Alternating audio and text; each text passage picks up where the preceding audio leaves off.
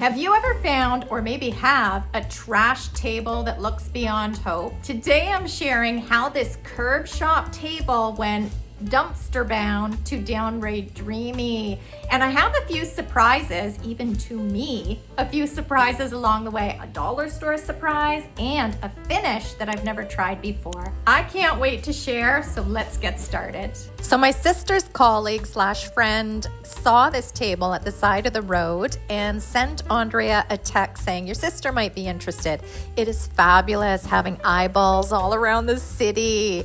And it looked like this house had had a garage sale over the weekend, and these were the items that did not sell. I loaded it into the back of my vehicle, brought it home down into my workspace, and gave it a really good once-over. What a great little piece. It did have some issues though. The obvious things that needed fixing was the decorative trim that was the focal point in the center of the front of this table. This is a wood table with a veneer on top, and the finish, it really needed a total redo. It was in rough shape. And there were some glue up repairs that needed doing as well. So after I inspected it, I laid down a drop cloth, I gloved up, and it was time to give this little table a really good heavy-duty cleaning. I mixed up some white lightning furniture cleaner, which comes in a powder form. I add a tablespoon of the powder into my spray bottle and then mix it with water. I take an automotive sponge and I spray it down and just start giving it a really good scrubbing. I kept working my way around the entire table, doing the front, the top, the sides. Oh yeah, before I forget, I did this whole entire video on my iPhone rather than using my video camera, my Sony. So I'm just wondering if you guys at the end can let me know what you think of the video quality, if you see any difference, if you like the other camera better. I'd be curious, so feel free to let me know. Once I had the front and the top of the piece all cleaned up, I flipped it over and gave the underbelly a really good cleaning as well.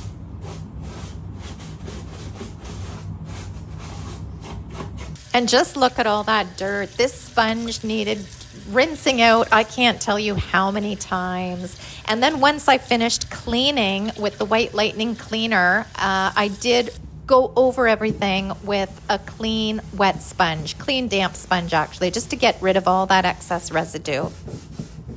I left the table to totally dry overnight, and the next morning I came down and grabbed my carbide scraper and started scraping off this old flaky finish. This tool is awesome. I would not be without it now that I have used it on numerous makeovers. It's pretty inexpensive. I think it's under $20. And if you're not into using a smelly chemical stripper, this carbide scraper does a magnificent job at scraping off the finish. If you're interested in any of the tools or supplies that I'm using in this video, I'll leave a link to everything down in the See More box down below. This carbide scraper can also get into tight little areas. So here you see me scraping the finish off the lip of the top, and it doesn't do a perfect job. You do need to, like on rounded edges, it does not. You have to be careful on how you use it. You don't want to gouge the wood as you're scraping the finish off, and then we'll need a sanding afterwards, but it does take a good percentage of it off and makes the sanding so much easier.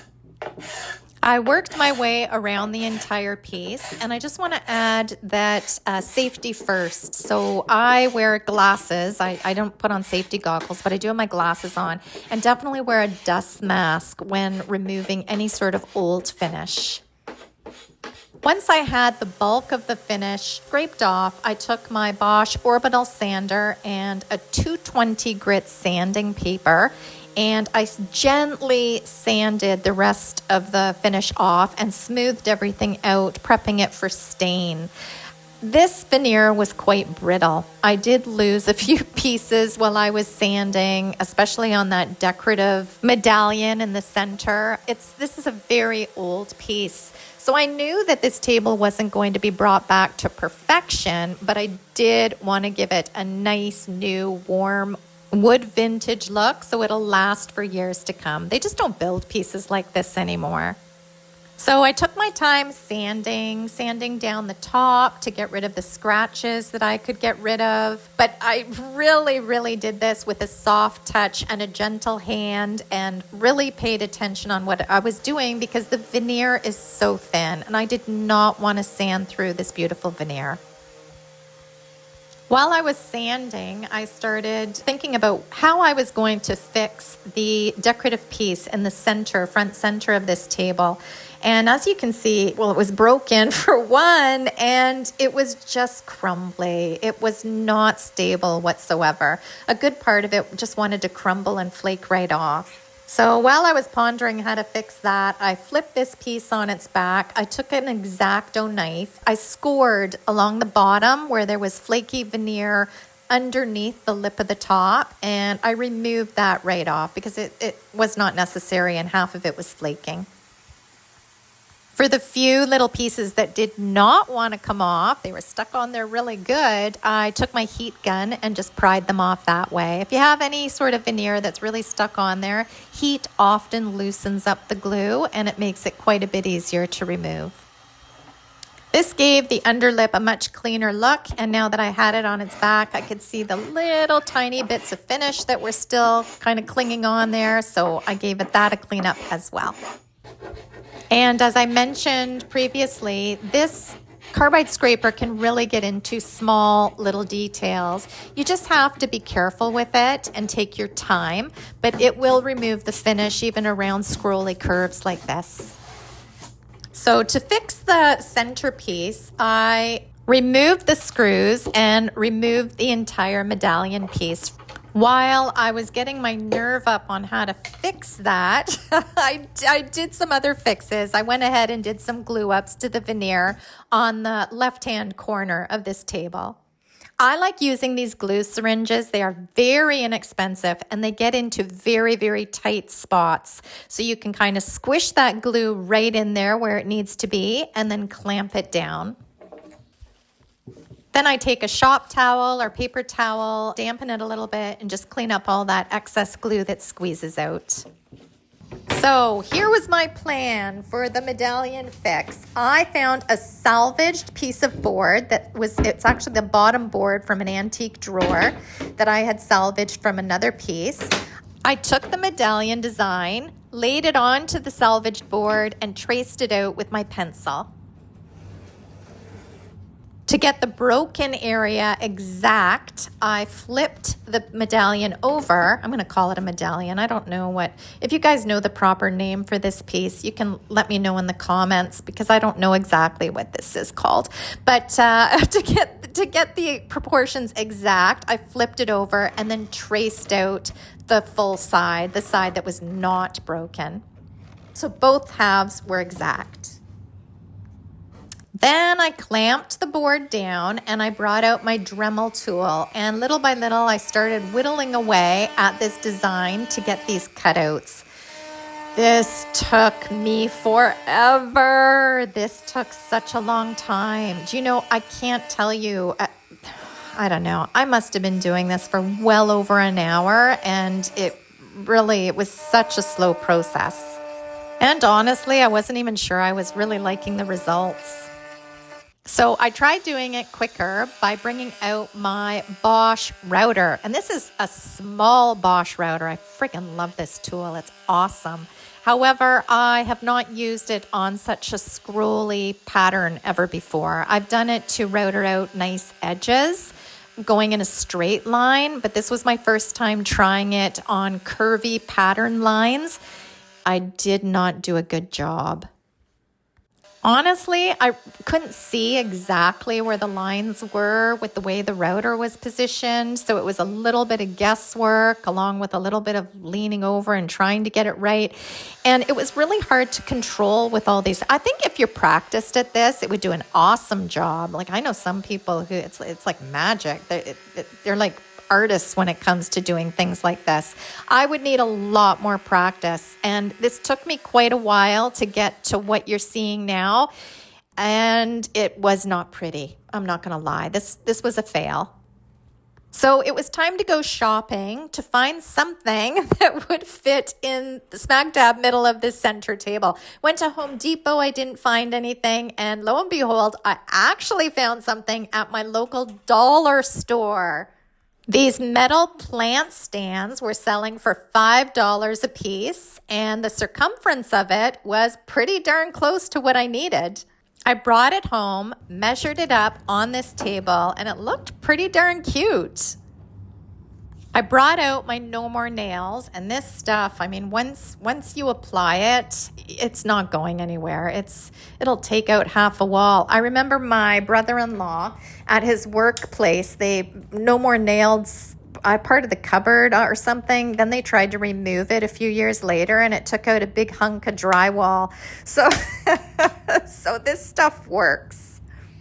So I'm embarrassed to admit this. I went ahead and applied the No More Nails onto the circumference of this wire plant stand. Oh, and I should mention that I did take the legs off. I stepped on them and I took the legs off, so we would just have the wire round.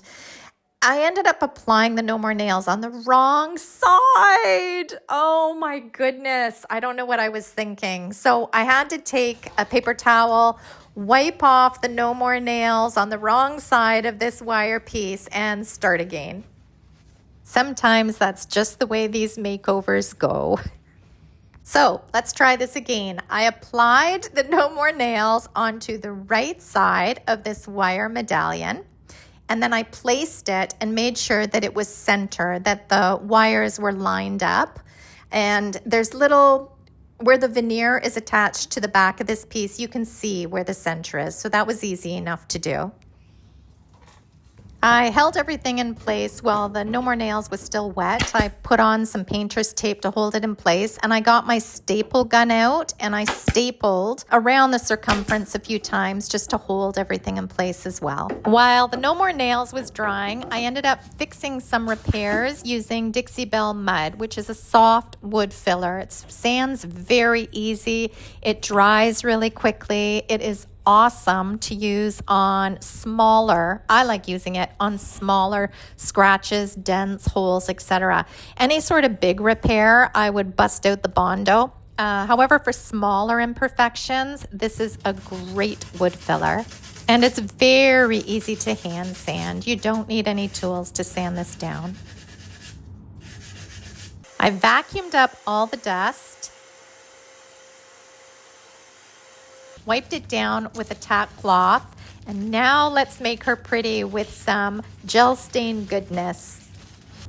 I brought out some no pain gel stain in golden ash color, and this has been my favorite stain for, I don't know, the last couple of months. I used it on my dad's garden bench for the first time, and it was sitting in my inventory for so long. I think I just didn't like the color right out of the can, but it looks beautiful on wood.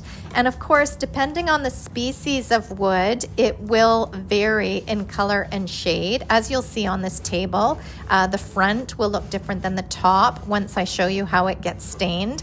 But it is such a beautiful, warm, traditional stain, and I have loved using it on all these projects. So how I apply it is I just take a lint-free cloth, a soft lint-free cloth, or old rag. You can use an old t-shirt, whatever you have on hand. I put a little bit onto the cloth, making sure I mix this. It is oil-based, so make sure you give it a good mixing before you start using it. And then I put it on the cloth and I just start wiping it on to the surface. It's that easy. It's very, very easy to apply. Because it is oil-based, there is an odor, so when I work with this, I make sure I'm working in a very well-ventilated area. The windows are all open. I do have a fan that I also put in the window that sucks the fumes out, although I didn't have it on this for this particular makeover. But make sure that you have some good air circulation and ventilation when you're working with this product. I also like keeping my mask on as well and using gloves. But check out how beautiful this looks, even just with the one coat. And I do work in sections, so once I had the tabletop completely gel stained, I took a fresh lint-free rag and I just wiped back the excess. I repeated the same process for the tops of the legs. As you can see here, this is wood and not wood veneer, so the stain is taking slightly differently than it did on the tabletop. And then I worked on the front of this table, which is a different species of veneer, and you can see that the stain takes differently with that. So depending on the type of wood that you're using the gel stain on, I always suggest doing a little test area on the back of your project and make sure that it is the tone and the color of stain that you really like. Because what you see in the can will look different and will vary on the species of wood and the type of wood that you're applying it to. Again, working in sections, as I did the top of the leg, I did half of the front, then I take my clean rag and wipe back the excess. Look how beautiful this looks. I continued with the process of gel staining the entire table, working my way around until the entire top was complete. And we can't forget the back of the piece as well. So wait till you see what I did with the legs. This was a happy accident for me. While I was trying to figure out what color I was going to paint these spindle legs, I brought out some bronze gilding wax, and I was about to use that just on the little details, like a little bit here, a little bit there, but it looked so amazing. I ended up using this bronze gilding wax on the entire 4 legs, the feet, the legs, everything. It gave it such a vintage feel and vibe. It looked awesome. I don't know why I haven't tried this before.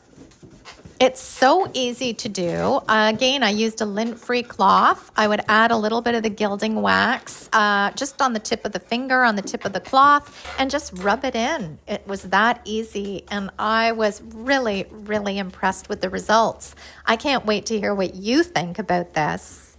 I will definitely be using the gilding wax again on wood. I am very impressed. And if you want it to have a bigger sheen or a little bit of a sheen, all you do is you buff it out just as you would on any sort of detail when you're using gilding wax. So I took the rag, I buffed it out. It gave it a little bit of a sheen and a shine, and I think it looks awesome. It gives this table such a rich vintage look. As a final detail, I took a little bit of the bronze gilding wax and also added just a touch to the metal plant stand, turntable focal point.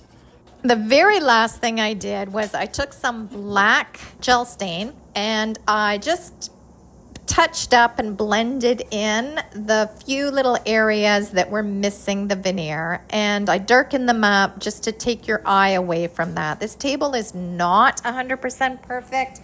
I don't know how old this piece is, but it has seen some things, but I think it looks fabulous. So just as a reminder, here's the before.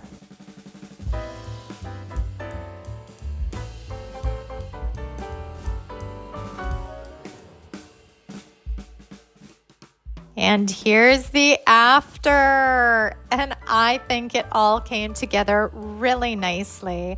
I am glad that I tried recreating the middle piece, and I'm also equally glad that I found something to substitute it with. I think it looks really awesome. It's a unique table, and I can't wait to hear what you think.